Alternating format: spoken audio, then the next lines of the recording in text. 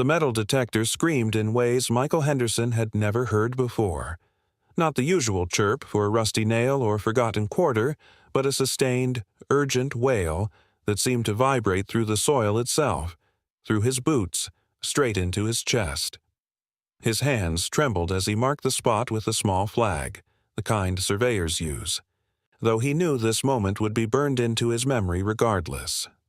The autumn sun hung low over the Kentucky hillside, casting long shadows across his newly purchased property, and in that golden light, Michael made a decision that would change his life forever.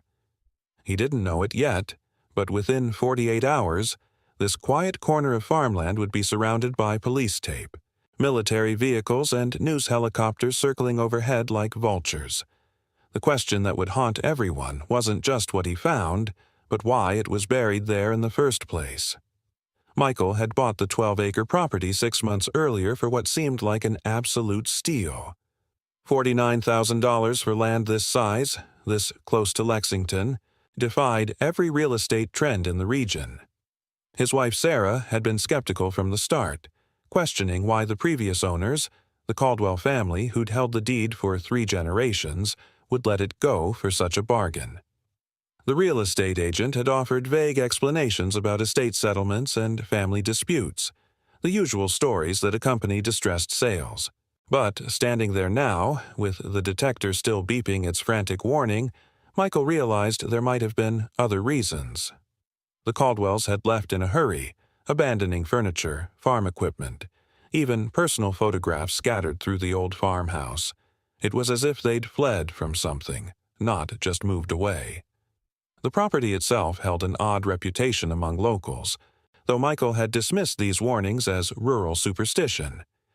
The grocery store clerk had mentioned something about bad history when she'd learned his address.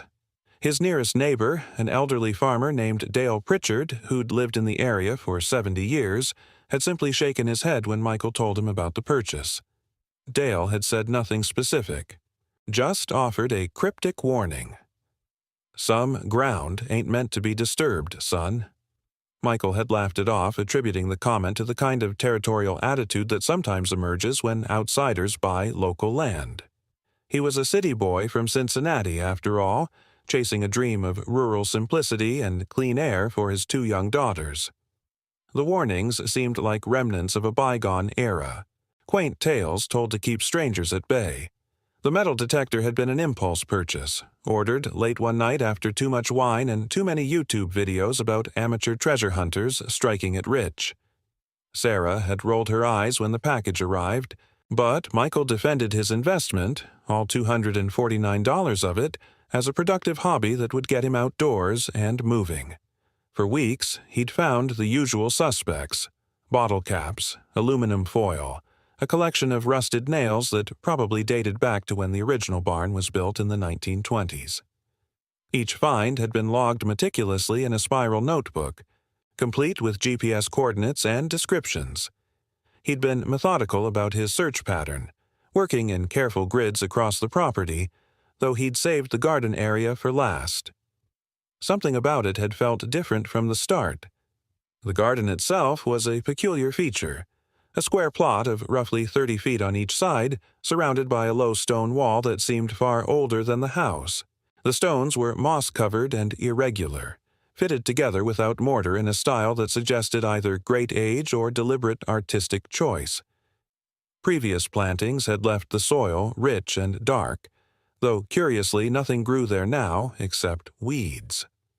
Sarah had plans to establish raised beds come spring, dreaming aloud about tomatoes and peppers and the zucchini that would overwhelm them by August.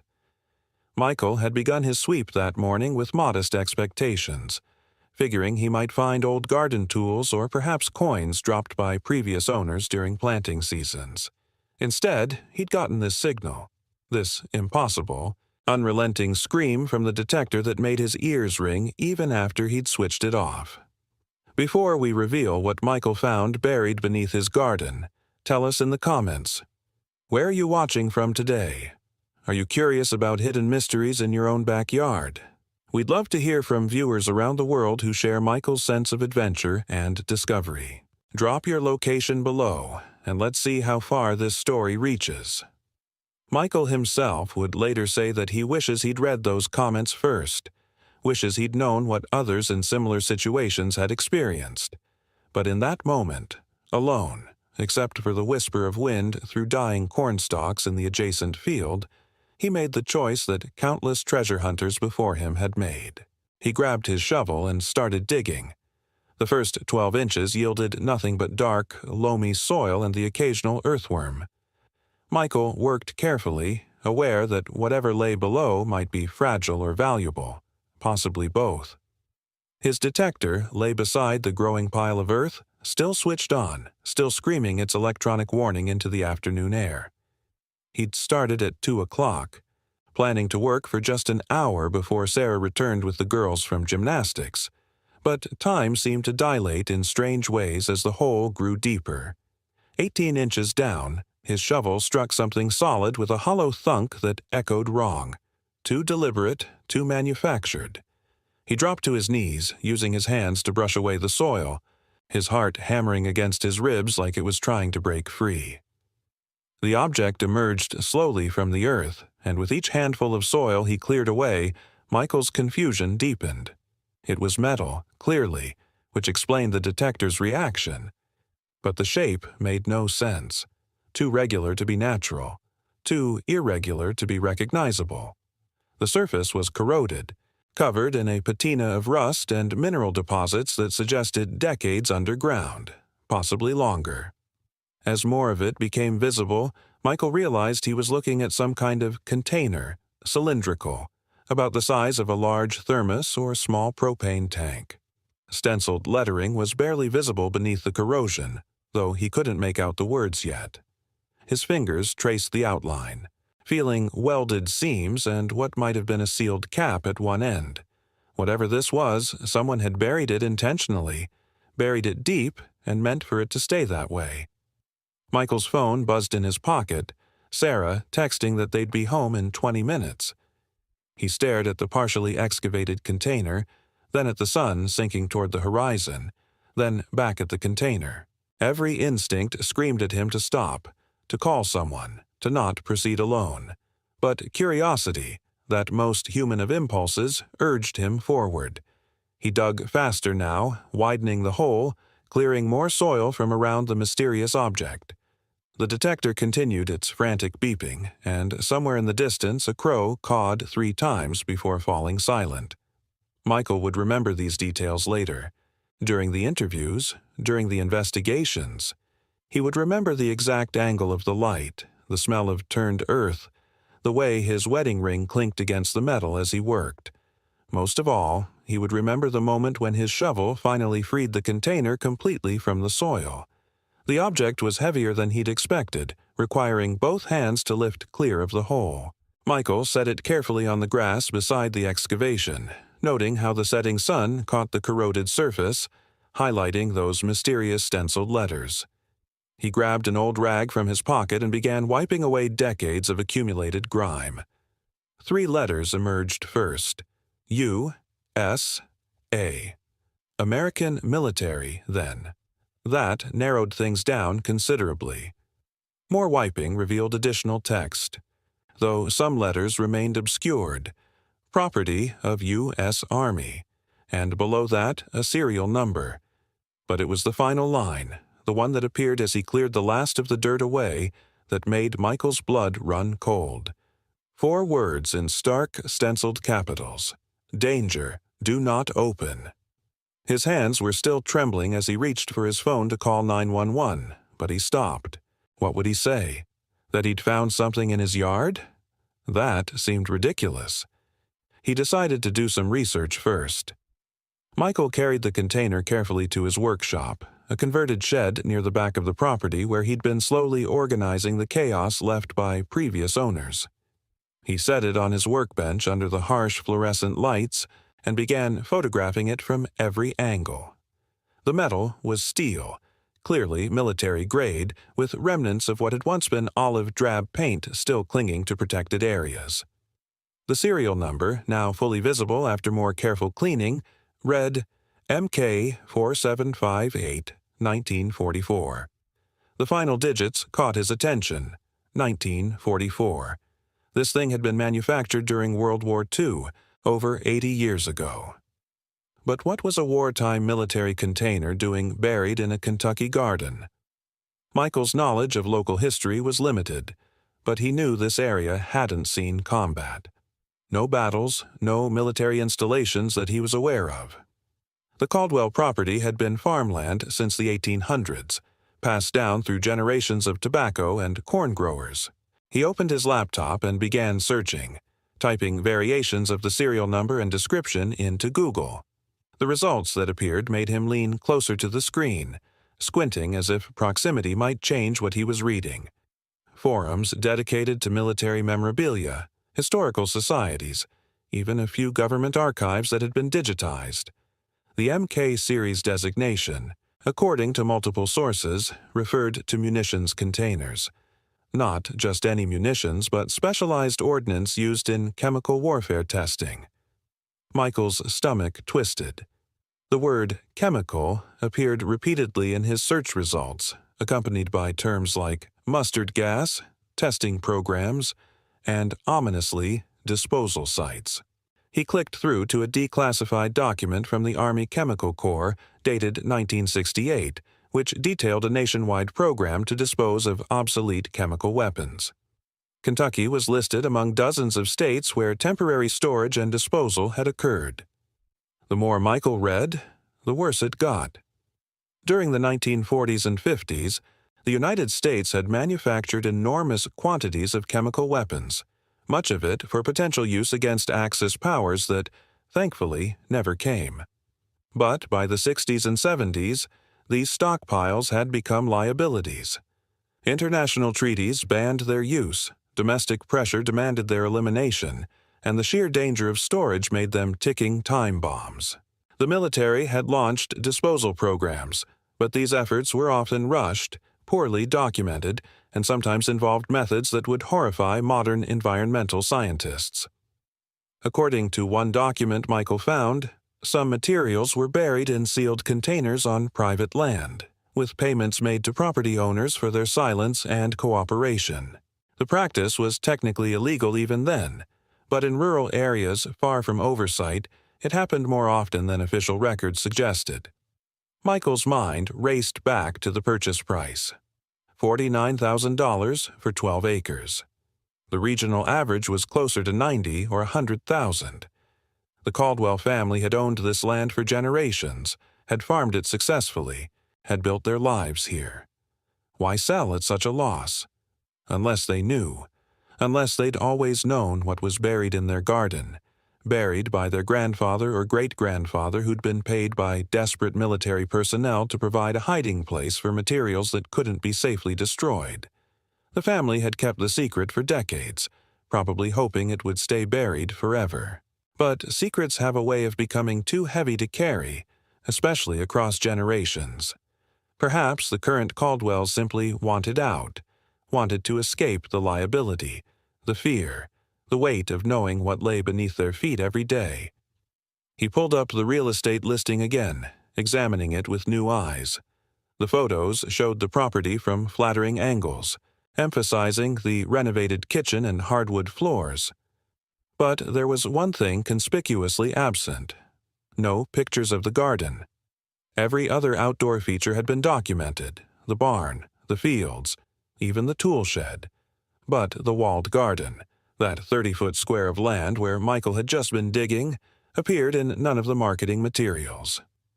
Coincidence? Michael didn't think so anymore. The agent, a friendly woman named Barbara Hutchins, had steered them away from the garden during showings, mentioning something about poison ivy and suggesting they'd want to replant anyway. Sarah had been focused on the house interior, and Michael had been dreaming about tractor purchases and eventual livestock. Neither had questioned the omission. Now, that oversight felt criminally negligent, though Michael knew the fault was probably his own. The workshop suddenly felt smaller, the fluorescent lights too bright, the container on his workbench radiating menace despite sitting perfectly still. Michael thought about his daughters, 8-year-old Emma and 6-year-old Sophie, who played in the yard every day after school.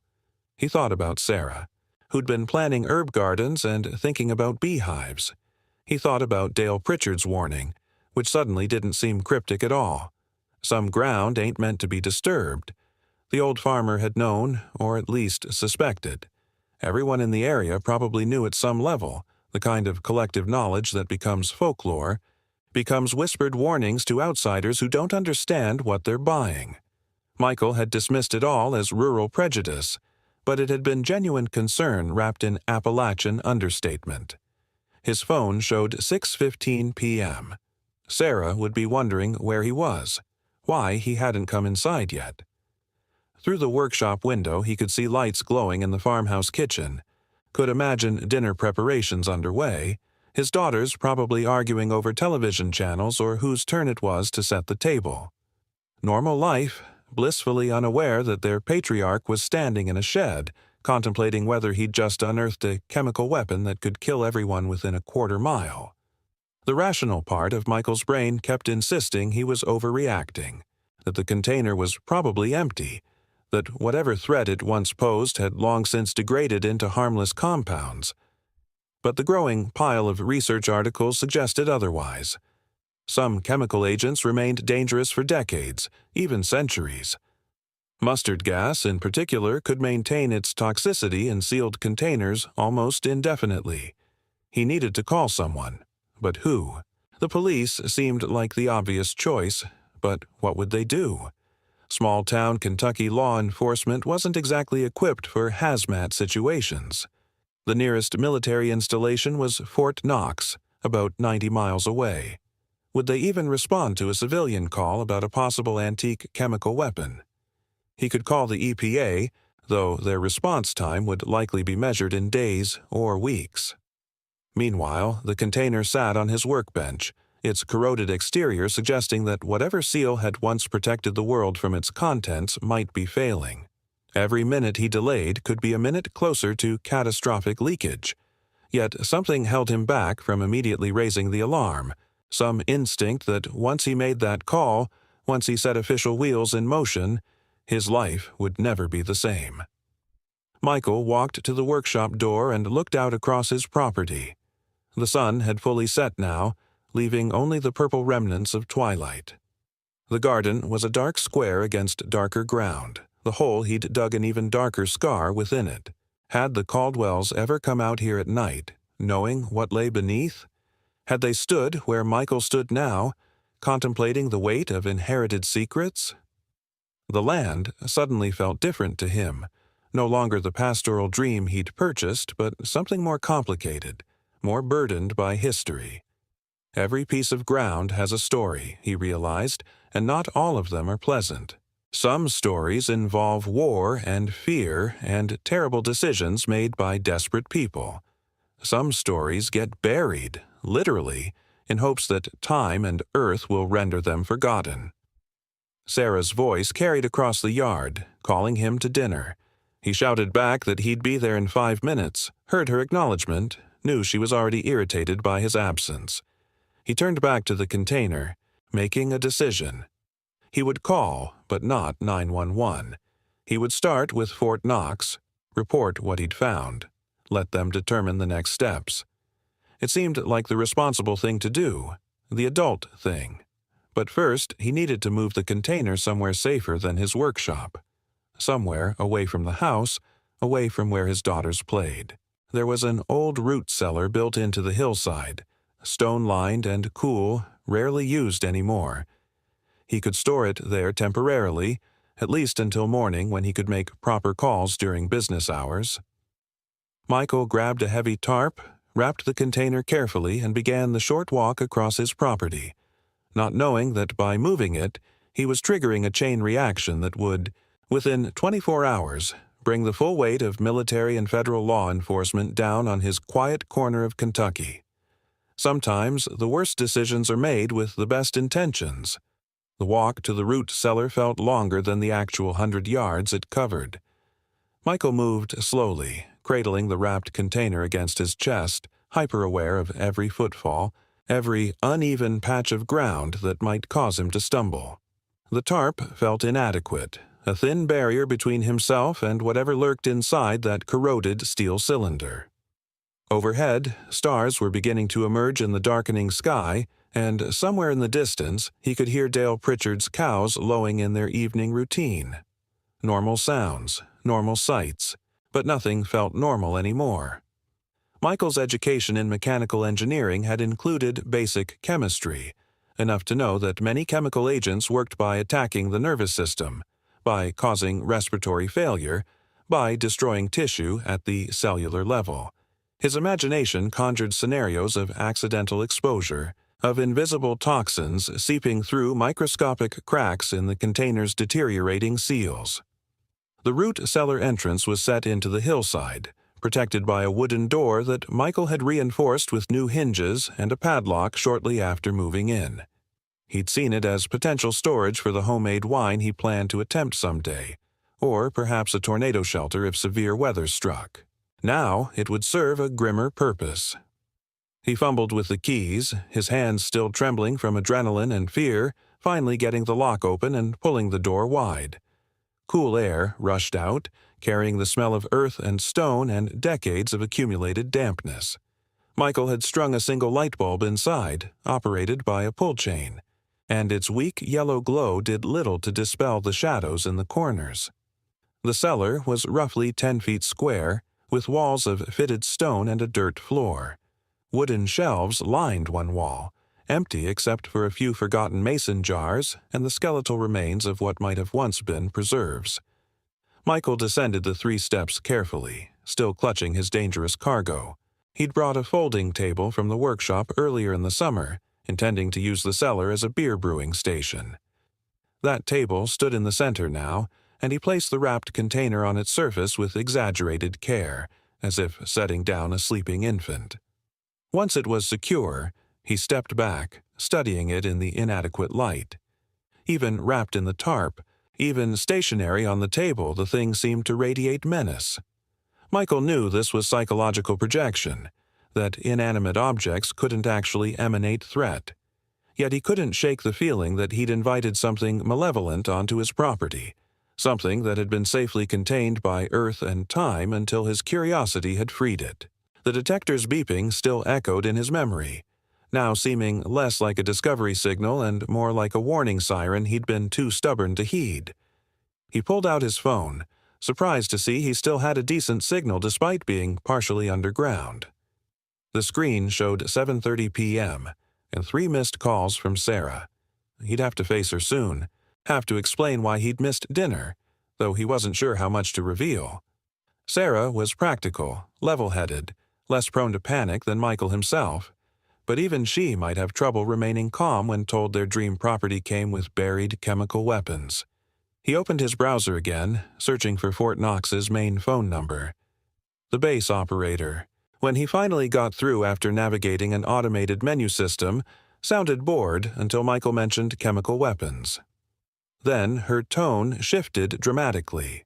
She transferred him twice, and finally, he found himself speaking with a duty officer who identified himself as Captain Morrison. "Sir, I need you to remain calm and answer some questions," Morrison said after Michael had explained the situation. His voice carried the flat authority of someone trained to handle emergencies. "First, have you opened or attempted to open the container in any way?" Michael assured him he hadn't. "Good. Second, are there any visible signs of leakage, liquid, discoloration, unusual odors?" Michael described the rust and corrosion, but confirmed no obvious leaking. Morrison's questions continued for several minutes, covering everything from the container's exact location to the presence of children on the property to the proximity of neighbors. Michael answered as accurately as possible, feeling both relieved that someone official was now involved and terrified by the implications of these questions. Morrison's careful documentation suggested this was a bigger problem than Michael had wanted to believe. If you're enjoying this discovery and want to see what happens next, hit the like button and subscribe so you don't miss the conclusion of this incredible story. This is the kind of mystery that reminds us why careful attention to our surroundings matters, and why sometimes the ground beneath our feet holds secrets we never imagined. Now, let's get back to what Captain Morrison told Michael next, because his instructions would change everything about how the next 24 hours unfolded. Morrison's tone had become grave, almost rehearsed, as if he'd delivered these words before. "Mr. Henderson, I'm going to be very direct with you.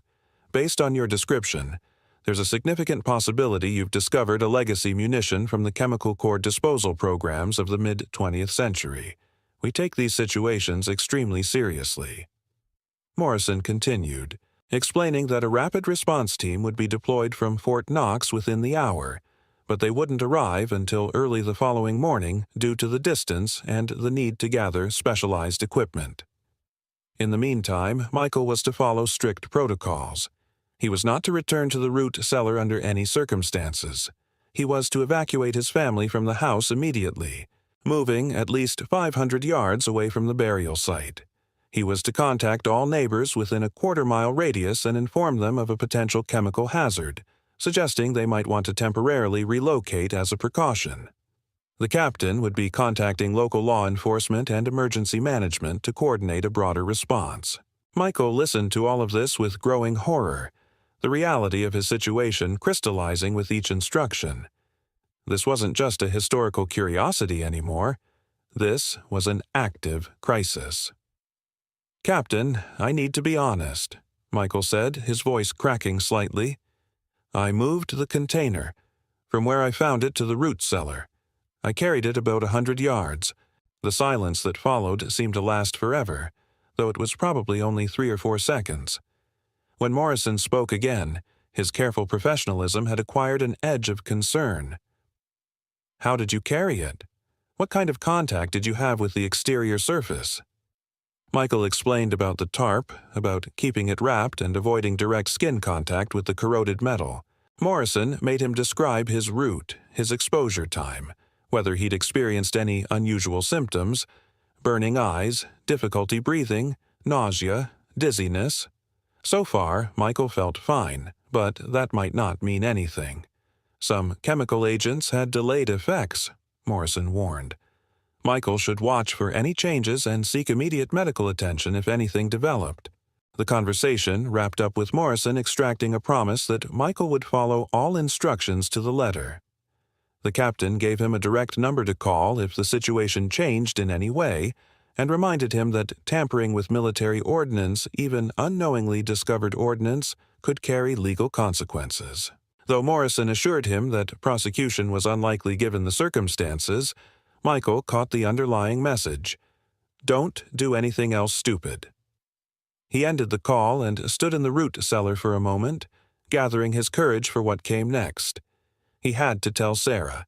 He had to evacuate his family from their home based on a maybe, a possibility, a threat that might or might not be real. He had to become the person who'd brought danger to their doorstep through nothing more than curiosity and a $249 metal detector. Michael climbed the steps and emerged into the full darkness of night. The farmhouse windows glowed warmly in the distance, and he could see shadows moving inside. His family, his life, everything he'd worked to build. In a few minutes, that peace would be shattered. He thought about Emma and Sophie, about trying to explain to them why they couldn't sleep in their own beds tonight. He thought about Dale Pritchard and the other neighbors, about knocking on doors with news that would transform their quiet rural evening into something from a disaster movie. Most of all, he thought about the Caldwells, wherever they were now, and wondered if they felt relief or guilt at having passed this burden to someone else. Probably both, Michael decided. Probably the same complex mixture of emotions he was experiencing now: fear and responsibility, and the strange weight of being the current custodian of a dangerous secret. He started walking toward the house, rehearsing different ways to break the news to Sarah. None of them sounded good. "Honey, we need to leave immediately because I might have accidentally brought a chemical weapon into our root cellar, had a certain clarity but lacked the gentle buildup he'd prefer. So, interesting day. Turns out our cheap property came with some military surprises, felt too flippant for the gravity of the situation. Maybe he should just be direct, factual, calm. Sarah valued competence and clear thinking in emergencies. She'd been a nurse before the girls were born, had dealt with genuine crises, knew how to compartmentalize fear and focus on necessary actions. Michael clung to this thought as he climbed the porch steps and reached for the kitchen door. Whatever happened next, at least they'd face it together, as a family, though he very much doubted any of them would ever see this property the same way again. Sarah was loading the dishwasher when Michael entered, and her expression immediately shifted from irritation to concern when she saw his face. "What's wrong?" she asked, setting down a plate and moving toward him. "You look like you've seen a ghost." Michael wished it were something as simple as a ghost. The supernatural might be frightening, but at least it didn't require military intervention and neighborhood evacuation. He guided her to the kitchen table, insisted she sit down, and began explaining everything: the metal detector, the signal, the digging, the container, the research, the phone call with Captain Morrison. Sarah listened without interrupting, her face progressing through disbelief to shock to something approaching professional calm as her nursing training kicked in. When he finished, she was quiet for a long moment, processing the information, already mentally organizing the logistics of what had to happen next. "The girls are watching television in the living room," she said finally, her voice steady. "We need to get them dressed for outside and pack overnight bags. Where are we going?" Michael admitted he hadn't gotten that far in his planning. A hotel seemed like the obvious choice, somewhere in Lexington perhaps, far enough to be genuinely safe if the worst-case scenario unfolded. Sarah nodded, already moving into action mode, the kind of focused efficiency she'd developed during years of 12-hour nursing shifts. "I'll handle the girls. You need to call Dale and the Mitchells. They're closest. If this thing is dangerous, they need to know tonight, not tomorrow morning." She paused at the doorway, looking back at him. "Michael, I need to ask. Are you absolutely sure about this? Is there any chance you're overreacting?" He wanted to say yes, wanted to believe he'd panicked over nothing. But the captain's tone, the detailed protocols, the rapid deployment of a specialized military team, none of that suggested overreaction. Telling Emma and Sophie proved harder than Michael had anticipated. They were old enough to sense the tension, but too young to fully grasp the danger. Emma, the 8-year-old, asked logical questions about why they couldn't just stay away from the root cellar while remaining in the house. Sophie, 6 and more literal-minded, wanted to know if they could bring stuffed animals to the hotel. Sarah handled both with practiced patience, framing the evacuation as an adventure rather than a crisis, promising pizza for dinner and swimming pool time tomorrow. Michael stood watching from the doorway, marveling at his wife's ability to project calm while surely feeling anything but calm internally. Within 20 minutes, the girls were dressed in comfortable clothes, and Sarah had packed bags with changes of clothes, toiletries, and enough stuffed animals to satisfy Sophie's requirements. The efficiency of it all made the danger feel more real somehow. Michael's call to Dale Pritchard was brief and uncomfortable. The old farmer listened without comment as Michael explained the situation, and when he finished, Dale just sighed deeply. "I was afraid of something like this," he said. "My daddy told me stories about military trucks coming through in the 50s, meeting with Old Man Caldwell in the middle of the night. Money changing hands. Daddy said it wasn't our business, that some things were better left unknown." Dale promised to gather his wife and head to their daughter's house in town, at least for the night. He'd also call the Mitchells, saving Michael one difficult conversation. Before hanging up, Dale offered a bit of advice. "Son, when the military boys show up tomorrow, let them do their job and don't ask too many questions. They'll tell you what you need to know, and the rest ain't worth knowing anyway." Michael thanked him, though the advice felt ominous rather than comforting. By 9 p.m., the Henderson family was packed and ready to leave. Michael did one final walkthrough of the house, checking that windows were closed and appliances unplugged, though he wasn't sure why any of that mattered if they were evacuating due to chemical weapons. Habit, probably, the human need to maintain normalcy even when nothing is normal. He grabbed his laptop and the folder of research he'd printed about chemical disposal programs, figuring Captain Morrison's team might want to see what he'd found. Sarah was securing the girls in their car seats when Michael's phone rang. It was a local number he didn't recognize. He answered to find himself speaking with Sheriff Tom Braddock of Fayette County, who'd been contacted by both Fort Knox and Dale Pritchard. Braddock sounded cautious but professional, asking Michael to meet him at the end of his driveway to coordinate the evening's activities. The sheriff arrived 15 minutes later, his cruiser's lights thankfully not activated, keeping the situation low-key for now. Braddock was a heavy-set man in his late 50s, with the weathered face of someone who'd spent decades dealing with rural Kentucky's particular brand of problems. He listened as Michael repeated his story for what felt like the 100th time, taking notes in a small flip pad. Fort Knox is sending an assessment team that should arrive around 0500 hours, Braddock said, using the military time with the ease of a veteran. They're requesting we establish a perimeter around your property, keep civilians out until they can evaluate the situation. The county emergency management director will be here by midnight to set up a command post at the fire station on Route 68. The sheriff paused, studying Michael with shrewd eyes. You know this is going to attract attention, right? Media, probably federal investigators. Your quiet life here just got a lot more complicated. Michael hadn't thought about media coverage, but of course news of a potential chemical weapon discovery would spread quickly. In the age of social media and 24-hour news cycles, this kind of story was catnip for journalists. He imagined satellite trucks parked along his property line, reporters doing stand-ups in front of his house, his family's privacy completely evaporated. Sarah, standing beside him now with the girls still secured in the SUV behind them, seemed to read his thoughts. We'll deal with it, she said firmly. Right now, let's just focus on getting somewhere safe and letting the experts handle the container. Braddock nodded approvingly at Sarah's pragmatism and handed Michael a business card with multiple phone numbers. Call me directly if you think of anything else that might be relevant. And, Mr. Henderson, try not to blame yourself too much. You did the right thing calling it in. A lot of folks wouldn't have. The drive to Lexington took 40 minutes, though it felt much longer with Emma asking questions the entire way and Sophie singing an endless loop of songs from her favorite Disney movie.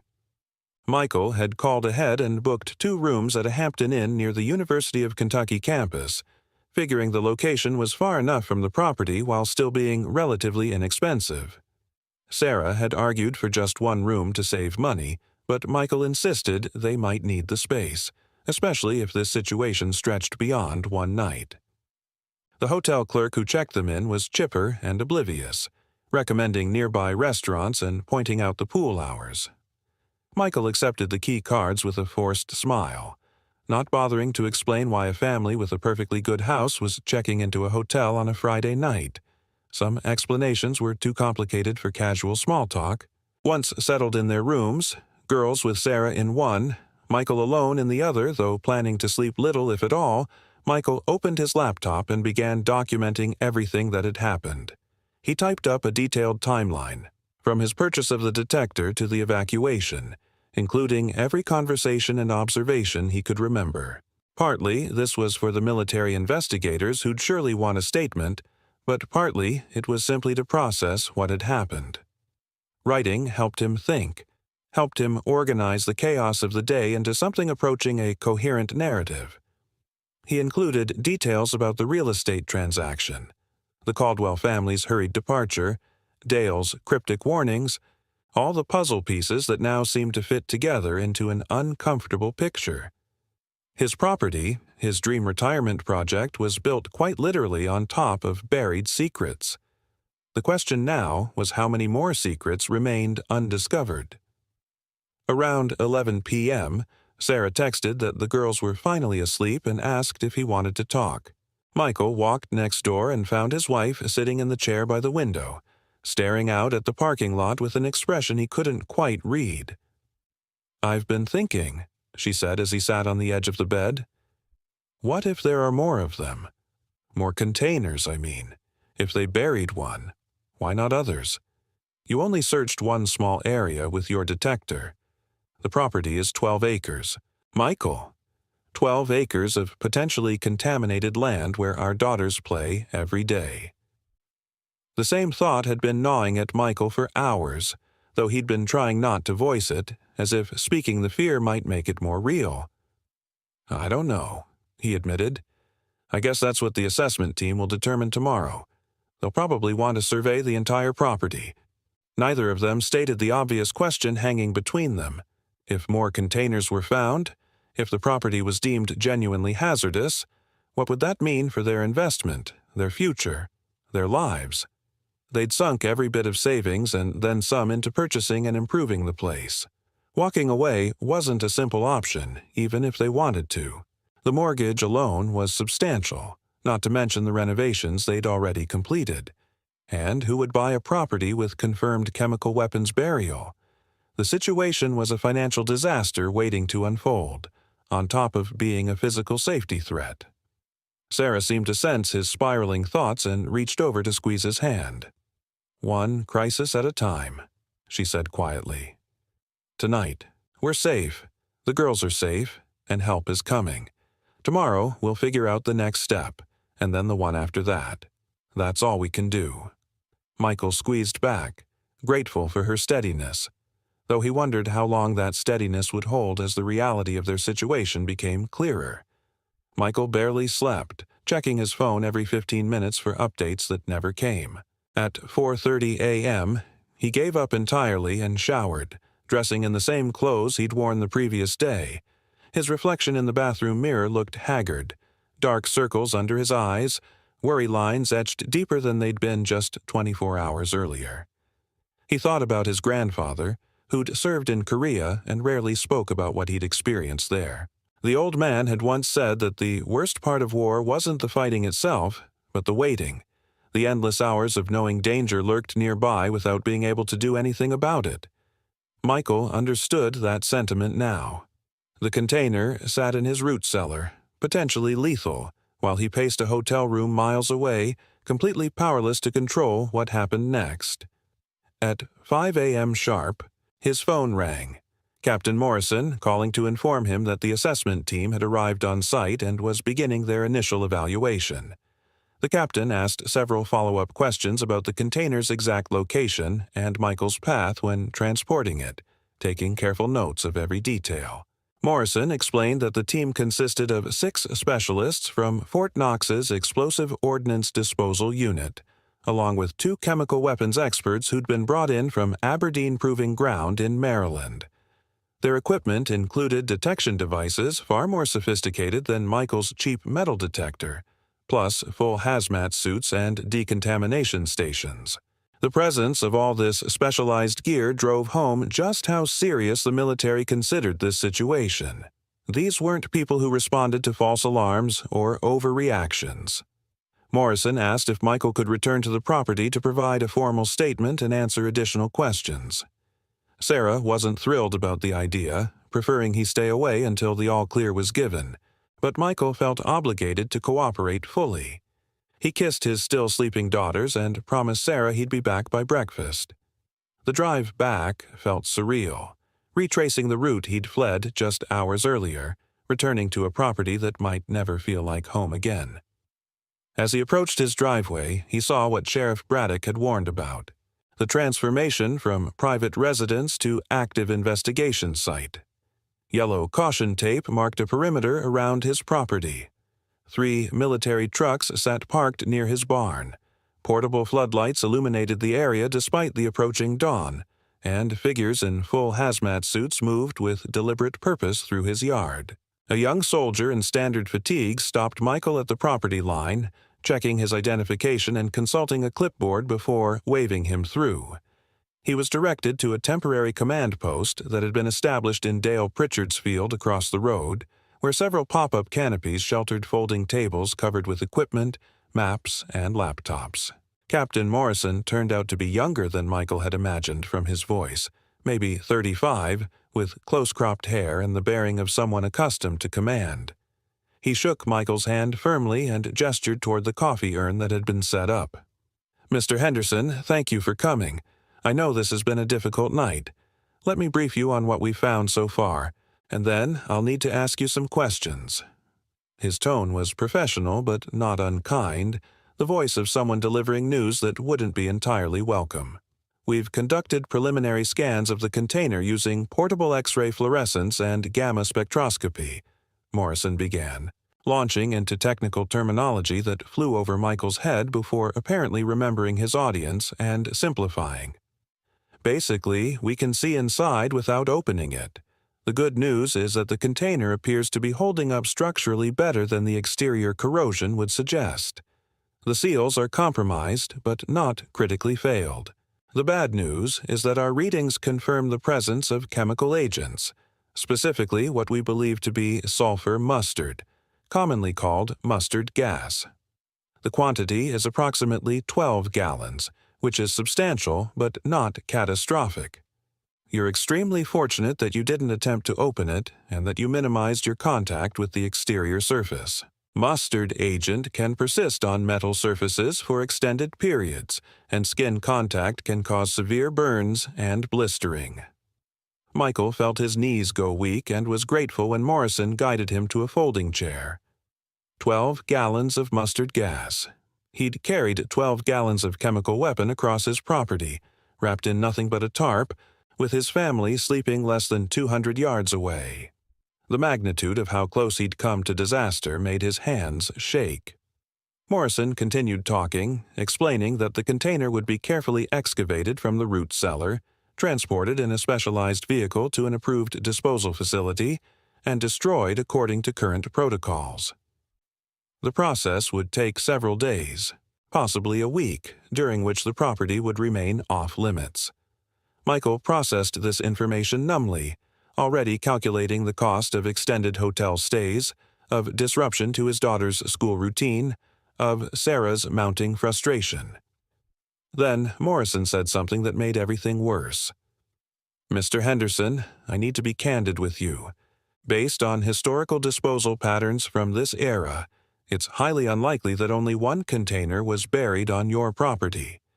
These materials were typically cached in groups of 3 to 5 containers, sometimes more. We've already begun surveying the garden area where you made your initial discovery, and our equipment is detecting multiple additional signatures consistent with buried metallic objects of similar size and composition. We're going to need to excavate the entire garden and quite possibly expand our search to other areas of your property.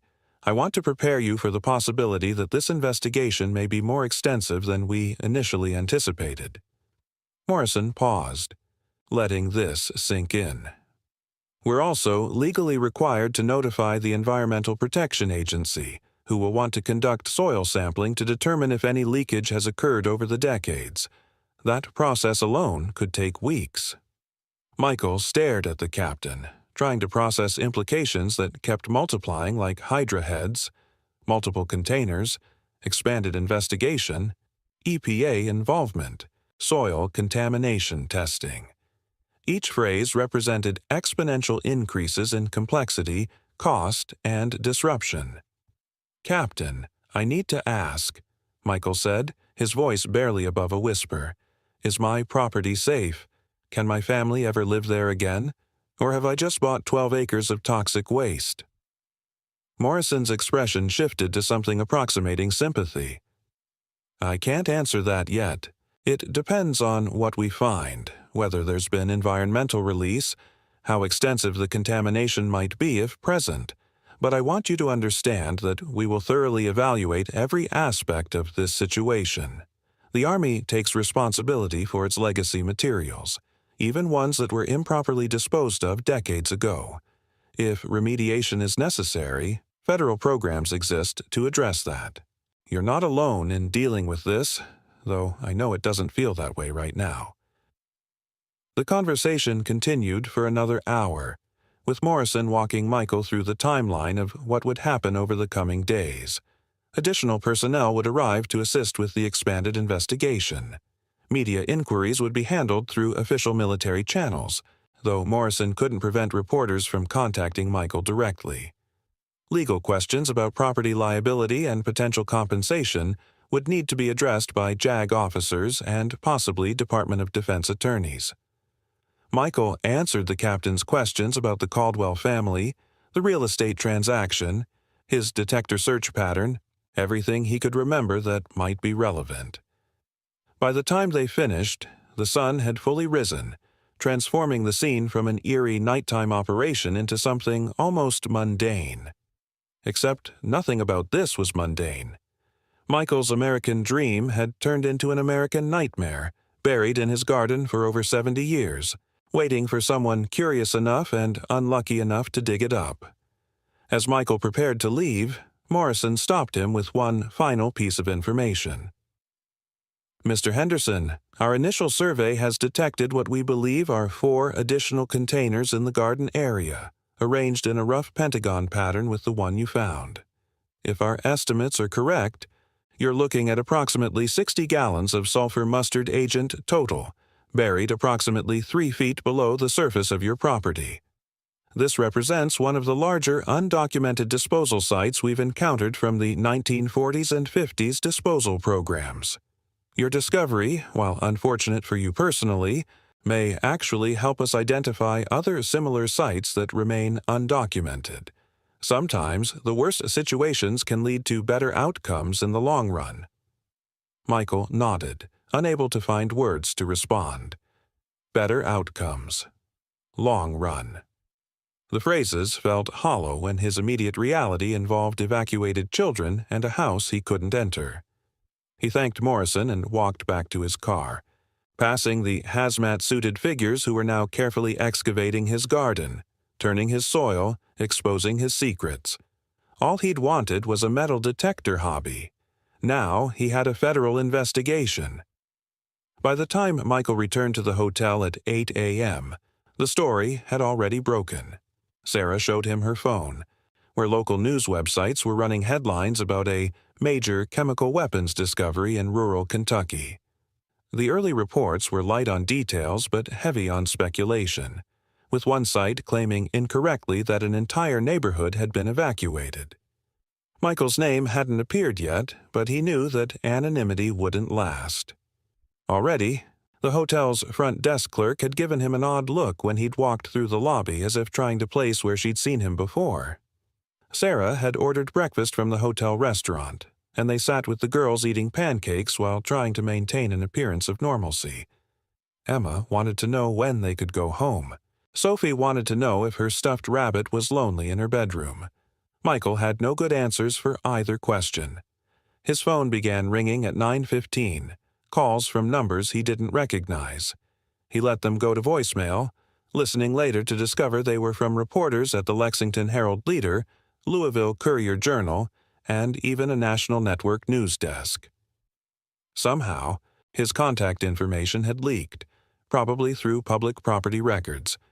Each message requested an interview, promised fair coverage, assured him they wanted to tell his side of the story. Michael deleted them all, remembering Captain Morrison's advice to route media inquiries through official channels, but the calls kept coming, and by noon, he'd received over 30. Sarah finally convinced him to turn off his phone entirely, arguing that nothing good would come from engaging with media while the investigation was still active. She was right, of course, but the isolation from communication felt oppressive, as if he were being cut off from the world precisely when he needed information most.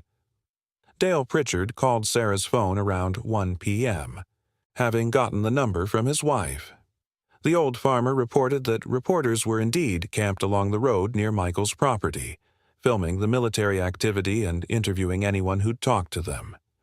Dale had refused all comment, but the Mitchells had apparently been less discreet, telling a television crew about the deadly poison gas bombs that had been buried in their neighbor's yard. The story was growing in the telling, becoming more sensational with each retelling.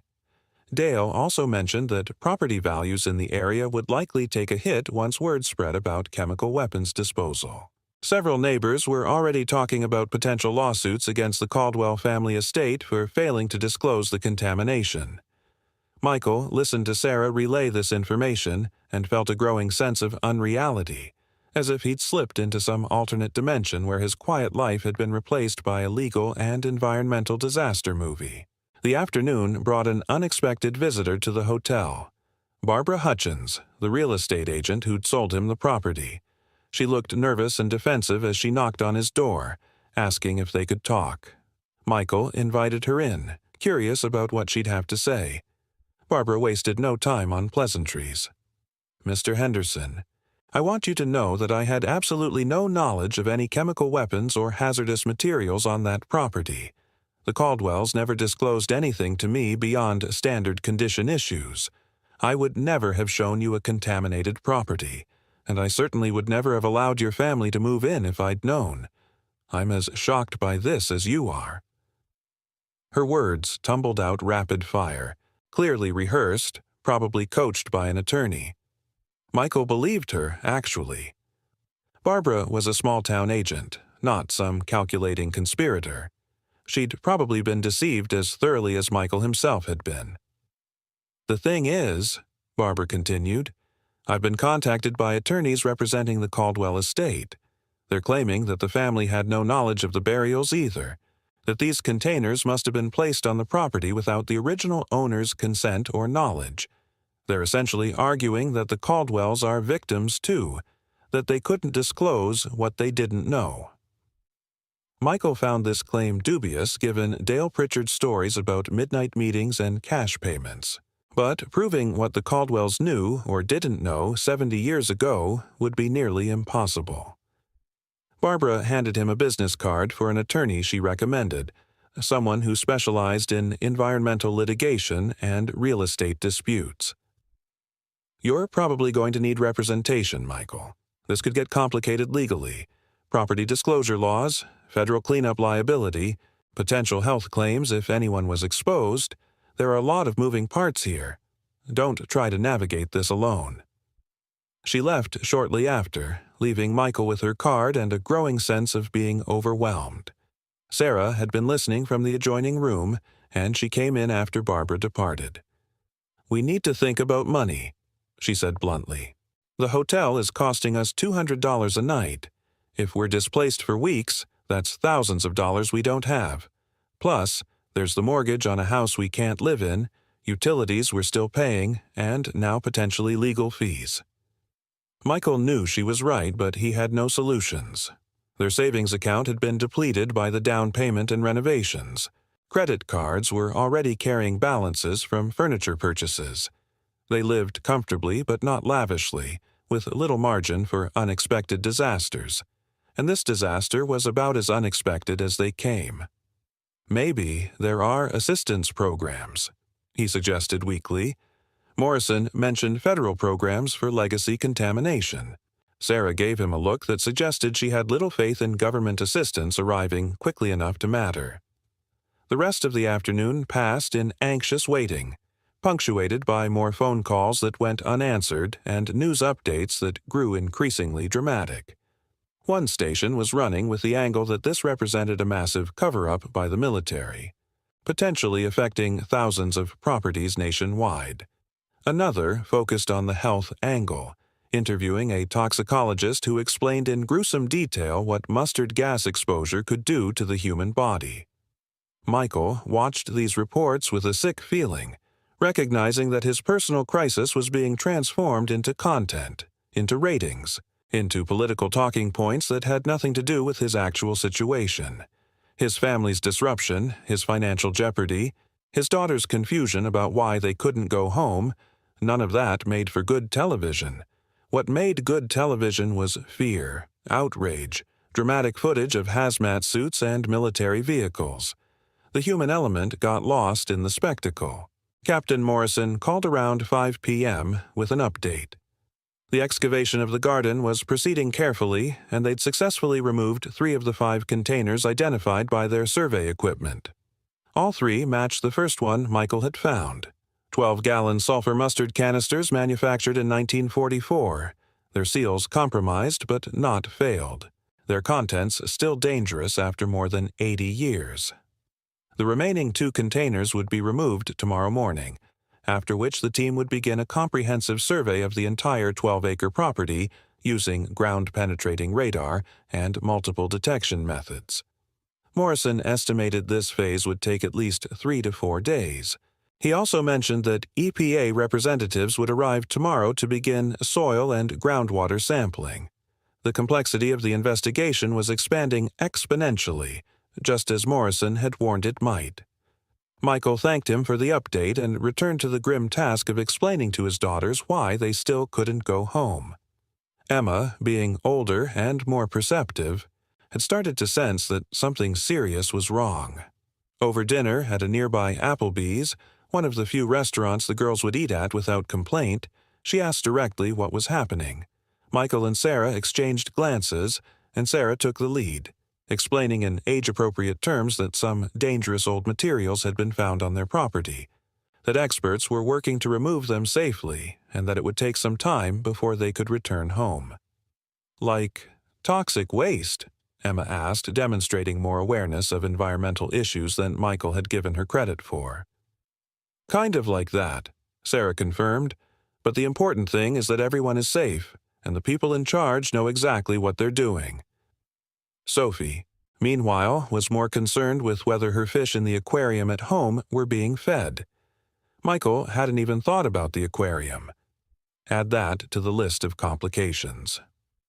After dinner, Michael stepped outside the restaurant to check his voicemail, having reluctantly turned his phone back on. Among the media inquiries was a message from an attorney claiming to represent a class action lawsuit being organized by other property owners in the region, who believed their land might also contain buried chemical weapons. The lawyer wanted Michael to serve as a lead plaintiff in a suit against the Department of Defense and the Caldwell family estate, seeking compensation for property devaluation and potential health damages. The message promised significant financial recovery and making them pay for what they did to you. Michael deleted it, disturbed by how quickly opportunists had descended on the situation. He wasn't interested in lawsuits or becoming the face of a legal crusade. He just wanted his life back, wanted his family safe, wanted to wake up from this nightmare and find it had all been a terrible dream. But dreams didn't involve hazmat suits and military investigations. This was all too real. The expanded survey began Monday morning with a team of 12 specialists descending on Michael's property with equipment that looked like something from a science fiction movie. Ground-penetrating radar units were rolled across his fields in careful grids, their operators marking spots with colored flags whenever anomalies appeared. Magnetometers detected ferrous materials underground, discriminating between natural iron deposits and manufactured metal objects. Soil gas probes were inserted at strategic intervals to test for chemical vapor signatures that might indicate container leakage. Michael watched from Dale Pritchard's property line, having been granted permission to observe as long as he stayed outside the active investigation zone. What he saw filled him with dread. By midday, his 12 acres looked like a field of flowers. Colored flags marking dozens upon dozens of potential burial sites scattered across terrain he'd walked confidently just days before. Captain Morrison approached late that afternoon with a tablet displaying a digital map of the survey results. His expression was grave as he showed Michael the preliminary findings. The garden site, where 5 containers had been recovered, was just the beginning. The survey had identified 47 additional anomalies consistent with buried containers, distributed across roughly 6 acres of his property in no discernible pattern. Some were clustered in groups of 3 or 4, others isolated, but all appeared deliberately placed at depths between 2 and 4 feet. If these targets all proved to be chemical weapon containers similar to those already recovered, Michael's property held potentially 500 to 600 gallons of sulfur mustard agent. The scale of the disposal operation was staggering, far exceeding anything documented in declassified military records for this region. This wasn't just an improper disposal. This was a full-scale clandestine dumping ground. How? Michael asked, struggling to comprehend the logistics. How could they bury this much material without anyone noticing? Without leaving records? Morrison explained that the military's chemical weapons disposal programs in the late 1940s and early 1950s had been desperate affairs. The government possessed enormous stockpiles of chemical agents manufactured during World War II, agents that had never been used in combat but couldn't be simply destroyed with available technology. Ocean dumping had been tried but proved controversial and dangerous. Incineration facilities were limited and expensive to operate. The expedient solution, particularly for military units facing budgetary pressures and public scrutiny, had been to make materials disappear quietly. Rural properties far from oversight, owned by people willing to accept cash payments and maintain silence, became attractive disposal sites. The practice was technically illegal even then, but desperation and lack of alternatives drove commanders to make choices they knew were wrong. The EPA representatives, two scientists named Dr. Patricia Wen and Dr. James Crawford, were conducting their own investigation parallel to the military effort. Michael met with them Tuesday morning at the temporary command post, now expanded to include 2 trailer units brought in to serve as offices. Dr. Wen explained that their primary concern was determining whether decades of burial had resulted in environmental contamination beyond the immediate container sites. Sulfur, mustard, while persistent in sealed containers, degraded relatively quickly once exposed to soil and groundwater. However, the degradation products were themselves toxic, and the sheer volume potentially present created serious risk for contamination of aquifers and surface water. They were testing not just his property, but neighboring lands and the creek that ran along his southern boundary. Results would take weeks to process, but preliminary field tests were showing elevated levels of certain compounds associated with chemical weapons degradation in 3 of the soil samples taken near the garden site. The news devastated Michael. Contaminated soil meant remediation, which meant excavation, which meant his property being torn apart and rendered uninhabitable for months or years. It meant property values destroyed not just for him, but for his neighbors. It meant potential health risks not just for his family, but for everyone in the area who'd drunk well water, eaten vegetables from gardens, allowed children to play in dirt that might have been slowly poisoning them for decades. The guilt was overwhelming. He'd brought this disaster into the light, made it everyone's problem, disrupted an entire community's peace. Part of him wished he'd never bought that metal detector, never walked that garden, never dug that first hole. Ignorance truly had been bliss, at least for him. But Dr. Crawford offered a different perspective when Michael voiced these thoughts. "Mr. Henderson, you may have just saved lives. If these containers had remained buried and undiscovered, the seals would eventually have failed completely. We're talking about potential catastrophic release into the environment, into water supplies, exposing dozens or hundreds of people. You found them early enough that we can prevent that outcome. That matters more than the inconvenience of the present situation." Wednesday brought the first lawsuit, filed not against the military, but against Michael himself. A property owner 3 miles away, claiming his land value had been destroyed by proximity to the contamination site, sought $200,000 in damages for negligent excavation of known hazardous materials. The claim was absurd. Michael hadn't known anything, hadn't been negligent, but it required responding to, required an attorney, required money he didn't have. The lawyer Barbara had recommended, a sharp woman named Ellen Shapiro, took his case after reviewing the situation. She assured him the lawsuit was frivolous and would likely be dismissed, but it represented what she warned would become a trend. People would look for someone to blame, someone to extract compensation from, and the individual who'd discovered the problem was an easier target than the vast bureaucracy of the federal government. Ellen filed motions to dismiss and began researching precedents for liability protection in legacy contamination cases, but the stress of defending himself in court added another layer to Michael's cascading nightmare. The Caldwell family's attorney made contact Thursday through Ellen, proposing a meeting to discuss mutual interests. Michael was skeptical, but agreed, meeting Friday afternoon at Ellen's office in downtown Lexington. The Caldwell representative turned out to be Richard Caldwell, grandson of the original owner who'd made the deal with the military back in 1951. Richard was in his early 60s, a dentist from Columbus who'd inherited partial interest in the property when his father died. He seemed genuinely distraught by the situation, producing documents his father had left him with instructions to open only if anyone ever asks about the land. The documents included a handwritten confession of sorts, explaining how military personnel had approached his grandfather with an offer of $10,000, equivalent to roughly $120,000 in current money, to allow burial of surplus materials on the property. The grandfather had been desperate, his farm failing, his family hungry. He'd taken the money and kept the secret for 40 years until his death. "My grandfather made a terrible choice," Richard said, his voice thick with emotion. "He knew what those men were burying, even if he didn't fully understand how dangerous it was. The guilt ate at him for the rest of his life.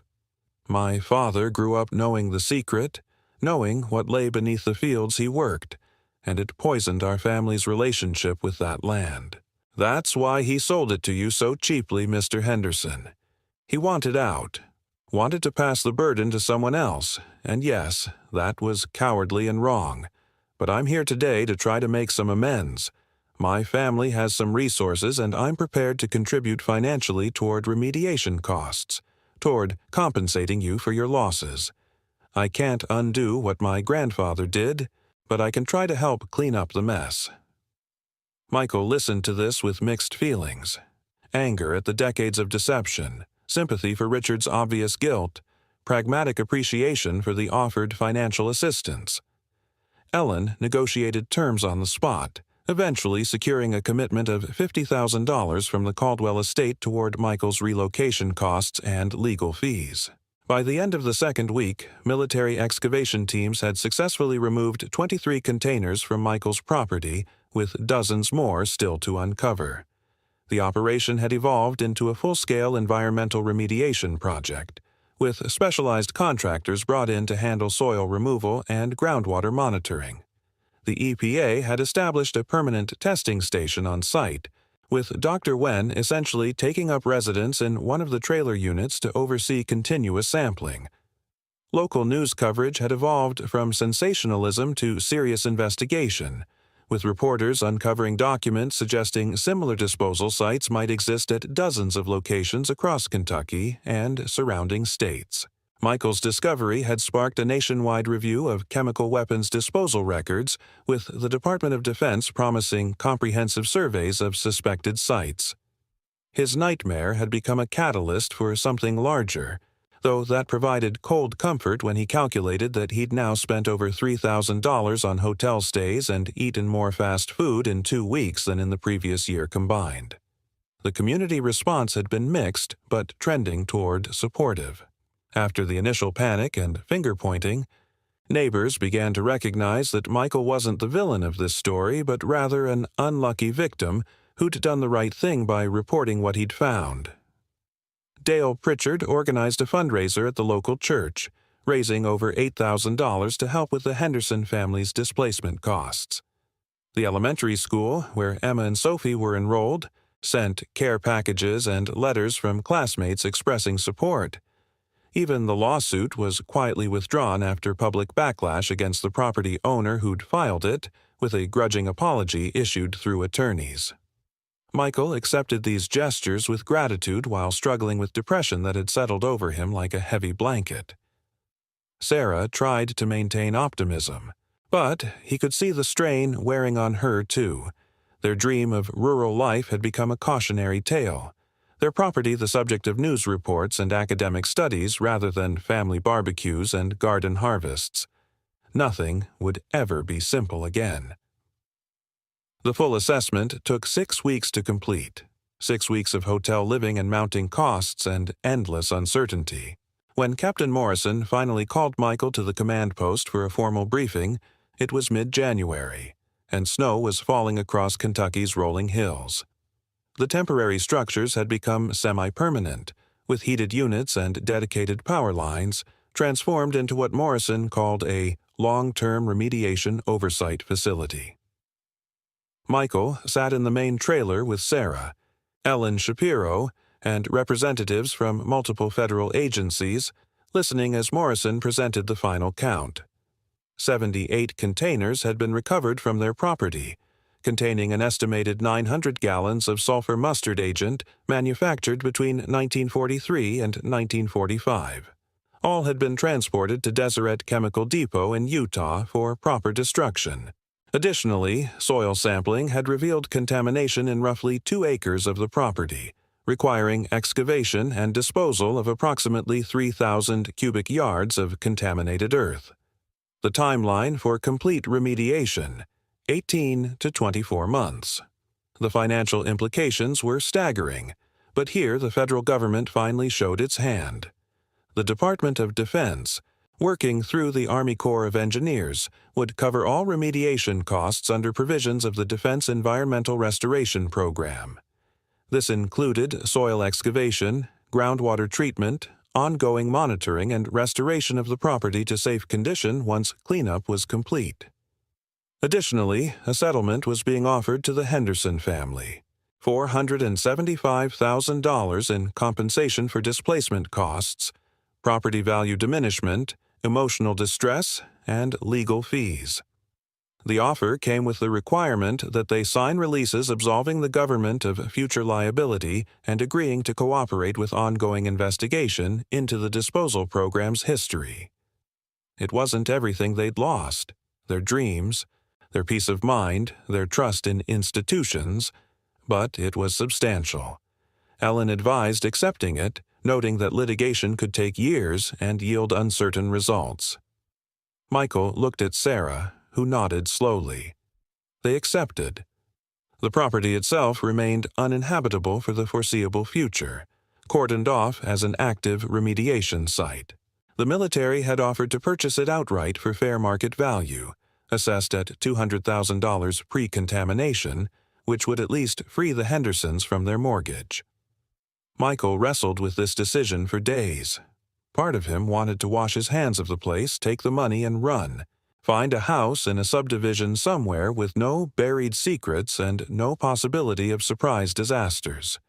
But another part, stubborn and perhaps foolish, wanted to see it through, wanted to reclaim what they'd bought, wanted to prove that the land could be saved. Sarah surprised him by siding with keeping the property. "We can't run from every problem," she said during one late-night hotel conversation. "The kids need to see that sometimes you stick things out, that you don't abandon ship just because storms come. If the experts say it can be cleaned up safely, then we wait and we rebuild. That's the lesson here." The historical investigation bore fruit in unexpected ways. Morrison's team, working with Army historians and the National Archives, uncovered extensive documentation of the illegal disposal program that had placed those containers on the Caldwell farm. It turned out to be part of a much larger operation, codenamed Operation Safeguard, which had involved disposing of surplus chemical weapons at dozens of sites across 15 states between 1948 and 1953. The program had been run by a rogue element within the Chemical Corps, officers facing pressure to eliminate stockpiles quickly and quietly without adequate funding for proper disposal. Over 3 million gallons of chemical agents had been buried on private land, with property owners paid for their silence. Most sites remained undocumented in official records, their locations dying with the officers who'd overseen the burials. Michael's discovery had blown open this historical scandal, leading to congressional hearings and promises of comprehensive surveys to locate other burial sites. In March, Michael was asked to testify before a Senate committee investigating the disposal program. He and Sarah flew to Washington with the girls, staying in a hotel nicer than any they'd experienced before, all expenses covered by the committee. Michael's testimony was straightforward: what he'd found, how he'd found it, the impact on his family. He avoided dramatics, resisted the senator's attempts to get him to express outrage for the cameras. What he said instead was simple: systems failed. People made bad choices under pressure.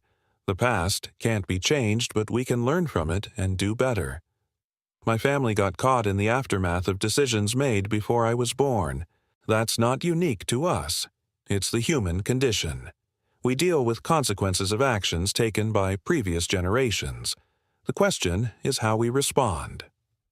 His measured tone disappointed some senators looking for sound bites, but impressed others who appreciated his refusal to engage in partisan theatrics.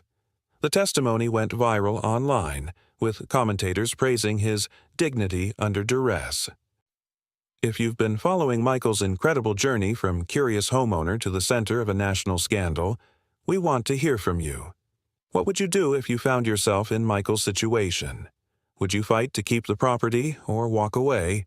Drop your thoughts in the comments below, and if this story has kept you on the edge of your seat, make sure to hit that like button and subscribe.